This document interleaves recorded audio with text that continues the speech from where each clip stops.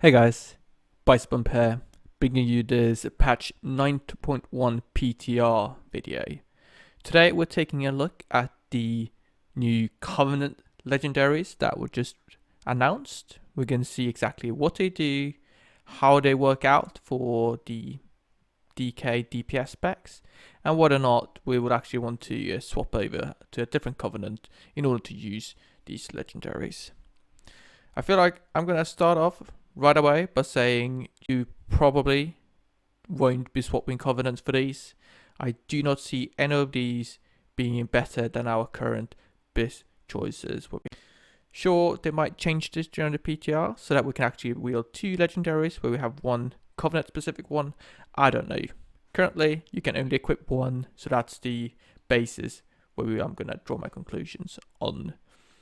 Do you have a look at the date where this video was published so you know if the information I provide is up to date or not? It might change as they iterate through the PTR cycle. With all of that out of the way, let's jump right into it. We got the Kyrian Legendary Final Sentence, and this builds entirely on the spread mechanic of the Shackle the Unworthy spell. It's the fact that it needs to spread instantly makes this legendary a stat stick for single target. If there is nothing to spread to, there is nothing to trigger the effect. But anyway, whenever you spread the dot, you get a rune and you get a 2% damage increase. The 2% damage increase stacks up to a total of 10% and it lasts for 10 seconds. This damage increase pandemics, so whenever you have one duration and you apply a new one, the new duration is longer. An interesting effect as well, how Shackled and Unworthy spreads is a bit unintuitive, I'd say. So you can only spread to one new target at a time. However, it can trigger for multiple targets that have the dot already. So let's say you're running Frost, you have 5 targets with a dot and you hit a Howling Blast. You might actually have a total of 3 spreads, but all going to the same new target. With this legendary, you actually get 3 stacks and 3 runes from that. So even though it seems like you can only spread once, this effect actually stacks up. So if you're lucky sometimes, you can get multiple runes and multiple stacks on a given Howling Blast, for instance. Now, this is not too useful of a legendary. Okay, sure, 10% damage buff in AoE is nice. You can kind of compare it with Frenzied Monstrosity and whole legendary. It kind of does the same thing. However, it is entirely reliant on having adds there, and it is reliant on actually spreading the dot. Frost can quite easily spread the dot using Howling Blast, and Holy can do it with Scorch Strike, Cleave, and Deafen Decay. But generally, it's okay-ish reliant to get the full 10% damage increase. However, if you only have 2 targets, there's only one time it can spread, right? And that causes issues, because then you can't stack it up. So it's heavily reliant on actually having a large target count in order to gain any sort of power. When we consider the runes you gain from the spreads, it's okay, I'd say. For Unholy, when you pop down your Deafen Decay and you start using Scorch Strike, that's when you expect to have a lot of spreads going on, and you will just get loads and loads of runes. However, if you play Unholy properly, this isn't something you do want. If you use your rotation properly, you set it all up, you won't starve on runes in your Deafen Decay window, and if you do, you can also press Epidemic, which is also very useful. So those extra runes in your Deafen Decay window are usually not great. Sure, they are okay, but it's not like it's, oh, this is an amazing effect, we're going to be cleaving so much. It's kind of like, we're going to cleave roughly the same as we already do, a little bit better. For Frost, I feel like it's best for Breath of Synagosa, when you get those extra runes, when you hit those Obliterate, hits those Rhymes, and it's going to keep giving some extra resources for the Breath.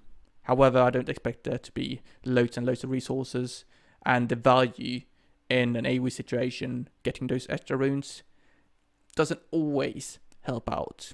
If you're playing a dungeon and you're killing a pack, the length of the pack isn't always long enough to actually leverage those extra resources.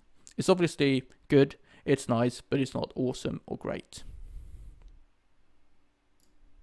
The fact that it's an only AoE legendary kind of instantly makes it a no-pick legendary. It would have to be insanely strong for you to sacrifice the single target you gain from other legendaries, which also work in AoE.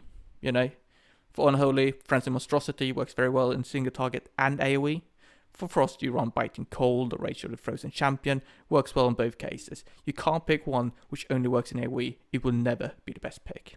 And therefore, I don't see anyone wanting to pick this up. Even though it's strong in AoE, it's probably not as strong as the ones we have already. And we don't want to pick it because there's no single target. Now, moving on to Night Fae, we got the Rampant Transference. So this is kind of like an amped up version of Death's Due. For each Obliterate or Scorch Strike, you now gain 3% strength instead of 2% strength, right? So it's a 50% increase on the amount of strength you gain. Furthermore, the duration of the buff is now 12 seconds and used to be 10 seconds. Finally, you have this 20% increased runic power gain when you're standing in your Death's Due. Right, let's break it down. So first of all, the increased strength gain, that's nice. 12% strength instead of 8%. That's a significant improvement in that specific department. However, Death's Due strength gain itself isn't really why this ability is powerful in the first place. For Frost DKs, we want Death's Due to get the Obliterate cleave. Sure, the strength is a nice kind of benefit, but it's not the main thing this ability brings. For Unholy, Death's Due is kind of lackluster overall, because we don't get that extra cleave as you do with Frost. So adding a top on the strength gain doesn't do too much, because it's not great to start with. The duration increase is obviously nice, and it might bring your thought instantly to running Unholy DK with Defile and Death's Due, allowing you to kind of continuously roll this dot. This looks good in practice. You can actually roll it if you are very good with timings, making you get a 12% strength buff continuously. That sounds great on paper. However, it is tricky to pull off. You have like a 0.5 second window when you have to be very accurate to actually continue this. You need to hit the final Scorch Strike in your Death and Decay, in this case Defile, right at the end. And then as soon as Defile comes up again, you put it down and then you keep going. Sure, it might be possible, we'll see how powerful it is, but it's not viable in any like real scenario. You can't do this insane timings in a real raid fight. Furthermore, if you ever pick up Defile, use Unholy Pact, and that's just a very, very steep downgrade. If you take a look at the runic power generation, I feel like we specifically need to consider Breath of Synagosa. It's not that relevant otherwise. Sure, it's some extra runic power, but you know, that's not awesome overall. In a Breath of Synagosa scenario, we pop down our breath, we pop down Death's Due, we can get, I don't know, maybe 4 or 5 Obliterates in there. That's 80 to 100 runic power generated, and then 20% of that is something like 16 to 20. You also have these passive effects that will generate a little bit, but it's a lot around 20 in a Breath of Synagosa window. To put that into perspective, we have Venthyr, the Swarming Mist ability. One target, that's 27 runic power. So this runic power generation bit is a bit worse than Swarming Mist on single target. And Swarming Mist on single target isn't that significant, so therefore this isn't that significant either. Overall, I think it's an interesting thing. It pumps up Death's Due, but it kind of gives it power where we don't really care. The extra strength wasn't the main reason this was picked up, especially for Frost. For Unholy, it's just not strong to start with, so adding on top something which is weak already doesn't give too much power. I don't think you're going to swap the Night Fae to run this legendary, but who knows, running Defile with the infinite strength gain might be a thing, but I'm very, very hesitant. Now for Necrolord, we got the Abomination Frenzy. So this has a couple of things baked into it. So first of all, we have a 4-second duration increase and that's instantly just a flat 30% damage increase on this ability. Furthermore, the frequency at which we gain Rhyme for Frost and Runic Corruption for Unholy is also increased. Effectively, instead of gaining 3 procs, we now get 5, so 2 extra procs there. Finally, whenever you grip a target, you get a 10% damage increase on that target for 12 seconds. Right, let's break it down. So I mentioned that 4 seconds duration increase is a 30% damage increase. Obviously nice. Abomination Limb can be quite a large portion of your overall damage in a dungeon run, so 30% on top of that, it's going to be quite a lot of AoE damage. Getting extra rhymes and runic corruptions, I don't see that being too impactful. For Frost with the rhymes, you're quite likely to overlap these. So it's difficult to spend all the rhymes and then you spend your obliterates and then that generates rhymes again, and there's a high risk that they overlap, so not going to add too much there, I think. For Unholy, it's surely it's nice to get some extra resources, but I don't see that being too impactful either. Now, with it grip and bit giving you 10% damage increase, that sounds pretty nice. There are a couple of things which makes it worse though. First of all, it doesn't work on bosses. You can't grip bosses, and you can't apply the 10% damage increase. If that was the case, it would be kind of good.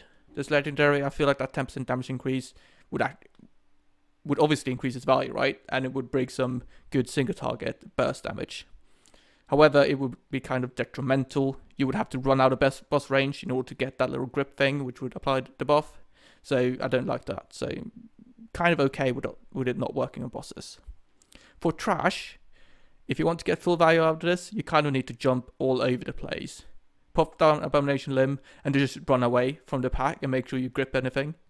It's kind of bad to play, I must say. I'm not too fond of it.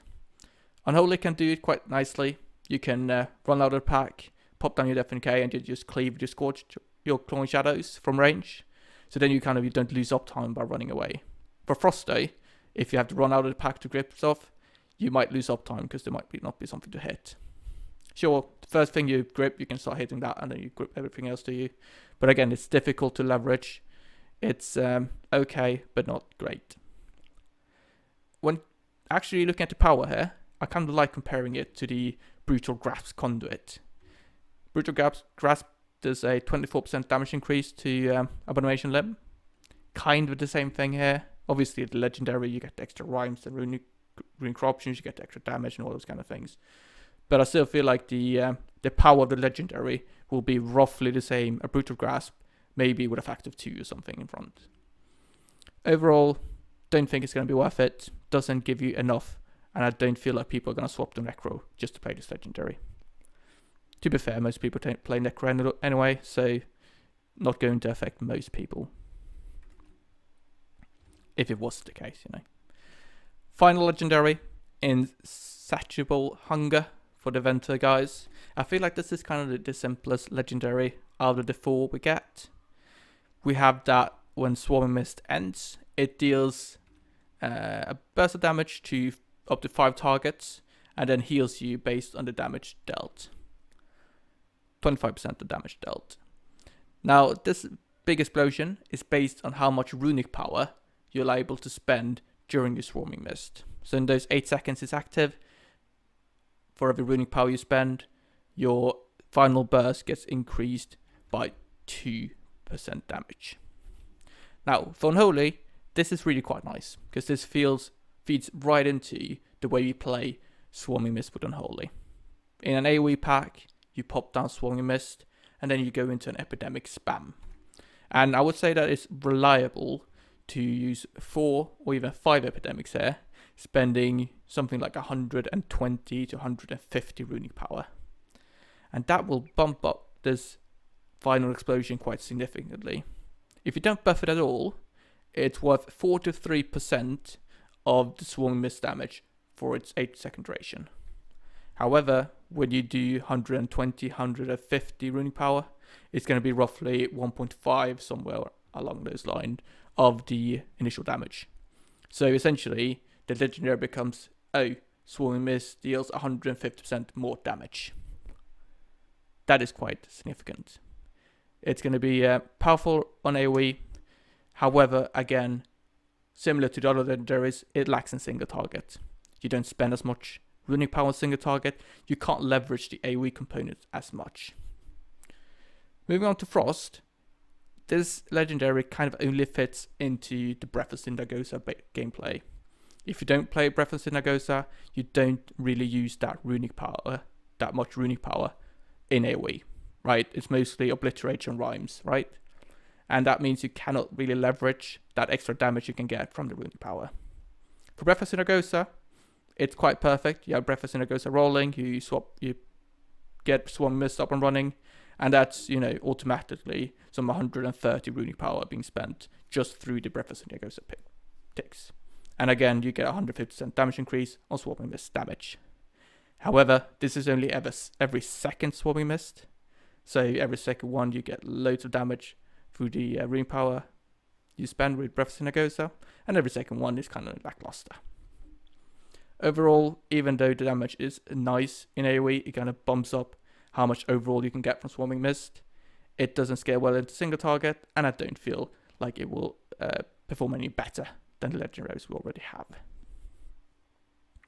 Okay, I hope that was a good introduction, a comprehensible introduction to our 4 new legendaries.